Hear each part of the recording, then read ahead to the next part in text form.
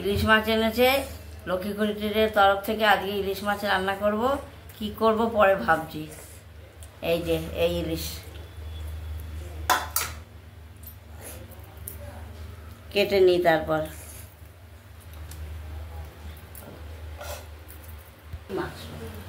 দুটো একই সাইজ।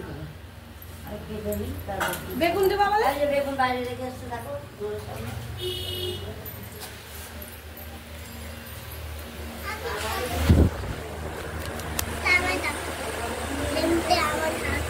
বেগুন কিন্তু পোকা বেগুন।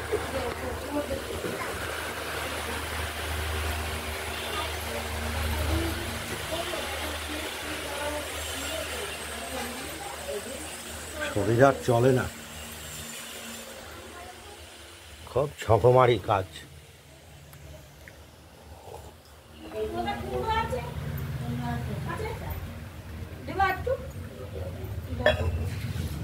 আমি রেখেছিলাম আজকে খাবো বলে। আমি বললাম যে তাহলে ছাঁচি কুমড়ো এনেছে, ছাঁচি কুমড়ো তাহলে করি, মুড়ো মাচা থাকে, এই জন্য করলাম।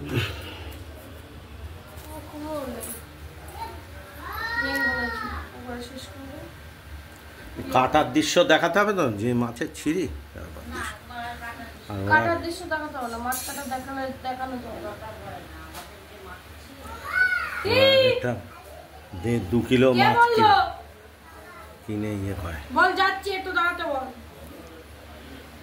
বন্ধ বেরোচ্ছে হাগেনি, বাহ তাপ দিয়েছে, তুমি বুঝে গেলা সত্যি।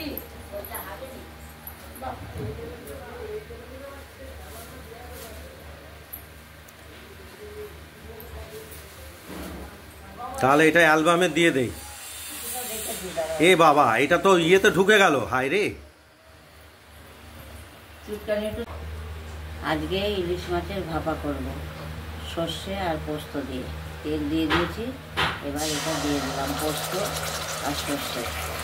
আমাদের কোনো ফোড়ন খায় না, কালো জিরেও খায় না, জিরেও খায় না।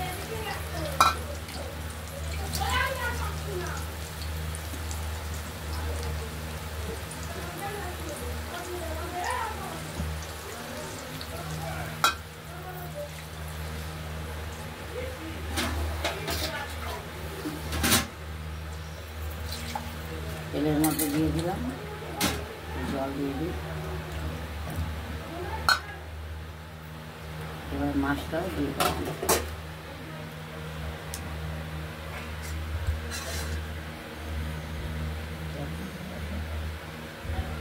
মাছগুলো এর সঙ্গে দিয়ে দেবো। ভাপা আমাদের এরকমই খাবে।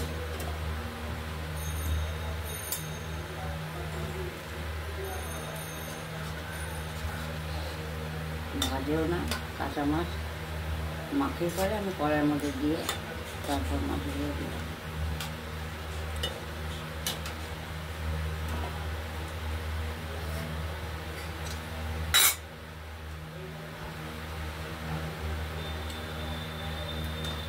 বন্ধুরা দেখতে থাকুন লক্ষ্মীর কুটিরের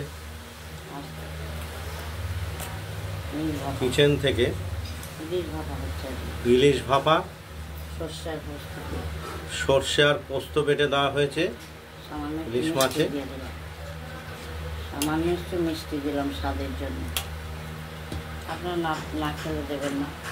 আপনারা নিজের স্বাদ অনুযায়ী মিষ্টি ব্যবহার করতে পারেন, নাও করতে পারেন।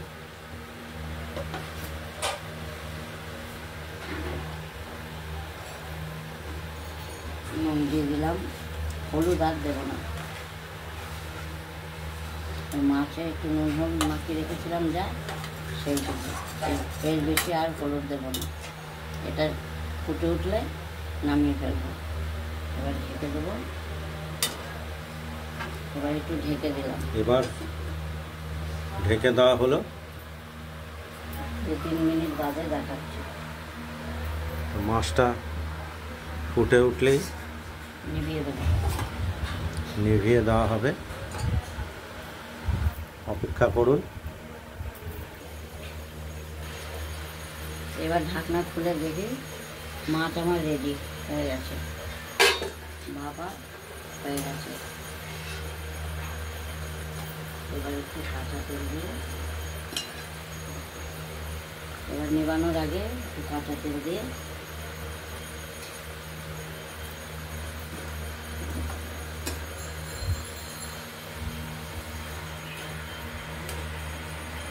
ইলিশ মাছ ভাপা হয়ে গেল। এবার ওভেনটা নিভিয়ে দিলাম আজকের মতো। বন্ধুরা সাথে থাকবেন, লাইক করবেন, কমেন্ট করবেন, সাবস্ক্রাইব করবেন, আর পাশের বেল বাটনটি বাজিয়ে দেবেন। আবার নতুন নতুন রেসিপি দেখাবো। আজকের মতো টাটা।